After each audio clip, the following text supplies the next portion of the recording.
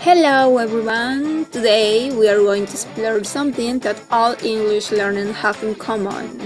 How we learn a second language or understanding second language acquisition. Learning a second language isn't just about memorizing words or grammar rules.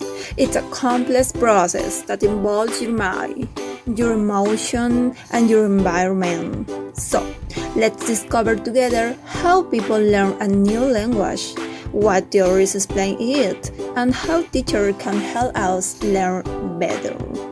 Presented by Carla Flores, Rocío Mendoza, Antonella Hualpa, and Melissa Guarán.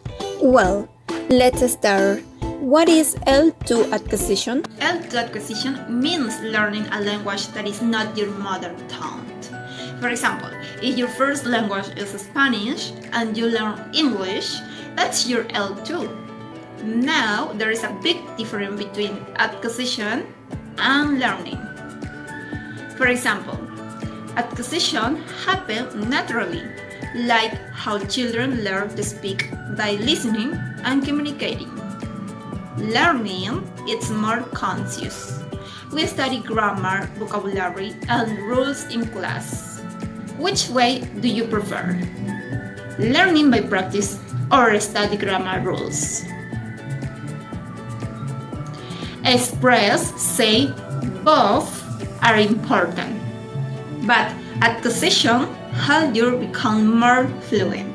Okay, now we are going to see about the key theories of language acquisition.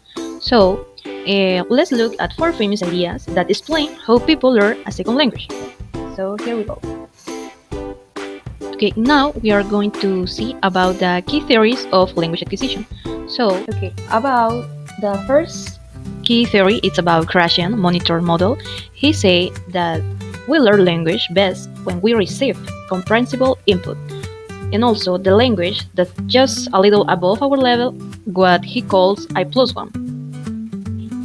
So, instead of only grammar drills, we need meaningful and interesting message in the target language. So, for example, we have one case. The teacher say, "Let's watch a short movie in English," and the students say, "Yeah, we can see a movie." So, this type of language, this time, is rich, and this is a natural input. So both can learn in a natural way and also in a fun way. And to close about this theory, I want to close with this phrase. This is understandable input, natural and meaningful language. And now we are going to see about the second theory. It's Long's interaction hypothesis. This theory is by Michael Long, that he believed that communication is key. When we interact, we ask questions or correct mistakes, so we really start processing the language. And about this cube theory, we have an example. For example, we have 2 students, and the student A and the student B. The student A say, "She go to school," and the student B say, "Do you mean that she go to school?" So the student A say, "Yes, that she go to school." So in this case, both students are learning because one of them is trying to correct the other student. So the small corrections helps the learner improve. So teachers can create pair of groups activities to make this happen. And well, finally, to conclude with this theory, I want to leave you with this phrase. We learn best when we interact, when we ask, clarify, and negotiate meaning. So both we can learn because we are trying to correct the mistakes. In the number 3, Smith noticing hypothesis. Richard Smith said, "We can learn what we don't notice. If you heard she goes many times but never pay attention to the us, you won't learn it." In the number 3, Smith noticing hypothesis. Richard Smith said, "We can learn what we don't notice. If you heard she goes many times but..." For example, the teacher highlights verbs on the board, helping us focus on key form by highlighting them or giving us feedback. Number 4, Ellie's processing perspective. Roa Daly explained that learning happens through practice and processing.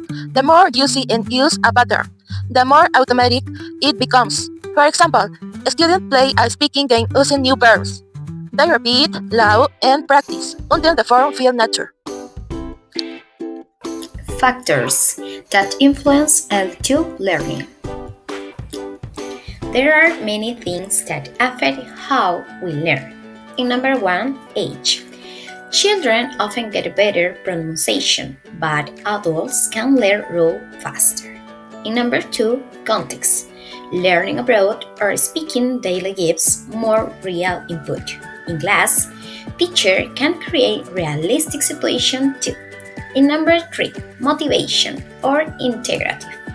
You want to connect with English speakers. Or instrumental. You learn English for work or exams. In number 4, instruction. Good teacher gives structure, practice, and feedback to help us succeed. Comparing first and second language. Okay guys, let's compare quickly. Aspect first language L1. Second language L2. In L1, timid, natural, and childhood. In L2, usually later. In L1, process and unconscious. In number L2, mix of conscious and unconscious. In L1, input constant and natural. In L2, limit, often in class. In L1, result native-like. In L2, varies a lot. In L1, errors normal and temporary. In L2, can fossilize with tool feedback. So learning a second language takes more effort and practice, but it's totally possible. Conclusion. To sign up, second language acquisition is not just about studying.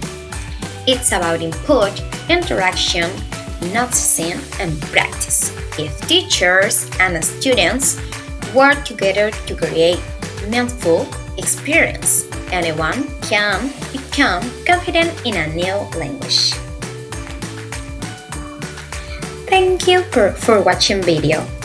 And remember, learning a language is not just a subject, it's an adventure.